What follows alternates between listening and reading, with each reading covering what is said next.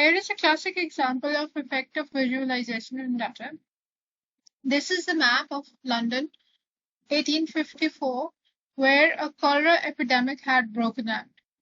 Now, the scientists back then initially thought that this cholera was transferred from one person to another through the air, but they were not certain of if this was true or not and how actually to prevent that, what precautionary measures did they need to take in order for reducing the spread of this disease. Dr. John Snow then created a map in which he tried to represent all of the people that were affected by this epidemic. And it was instantly seen that the epidemic was not affecting people of different areas equally. There were portions, there were regions that were unaffected by the epidemic, and there were regions that were severely hit or hard hit by this epidemic. It was observed that cholera occurred almost entirely among those who lived near and drank from the Broad Street water pump. So the good doctor concluded that this cholera virus was not being transmitted through air, rather it was being transmitted through water. And he had the handle of the contaminated pump removed, ending the neighborhood pandemic that had caused over 600 lives to be lost. So this would not have been possible if he had not visualized this map in order to find the effect or cause of the epidemic. Here is another wonderful example. You can see that there are 4 sets of data available to us. All of these, surprisingly, have the same mean, variance, and covariance values. But if you look at the data, you see that the values are not same. Here, even though the X columns match, the Y columns are different. Again, in the third data set, you see that the X columns match with the first one, but the Y values are different. And the fourth one is completely different from any of the previous. All of the X values have different values, and again, the Y values has different from the previous one. This is Anscombe's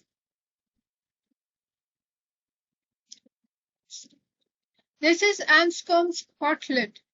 Here is a visual representation of the data.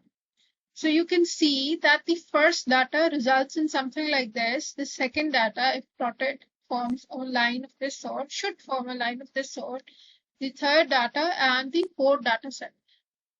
But the surprising element was that since they all have the same mean, variance, and correlation, if I try to fit a regression solution or a linear regression solution, they would end up making the same line or giving me the same result.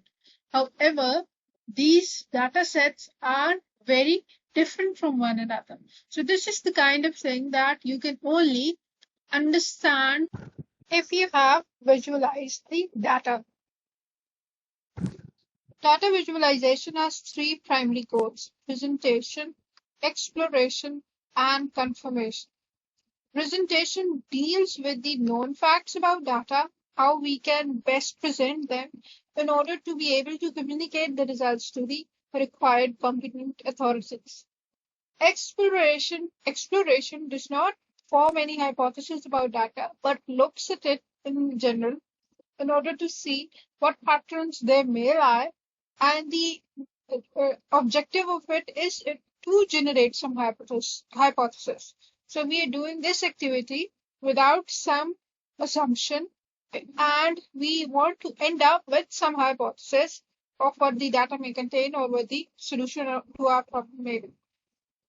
And the third is the confirmation of the results. The hypothesis has already been formed and we have modeled our data, and then we want to see if we are going in the right direction or in the wrong direction, whether we have validated the hypothesis or not.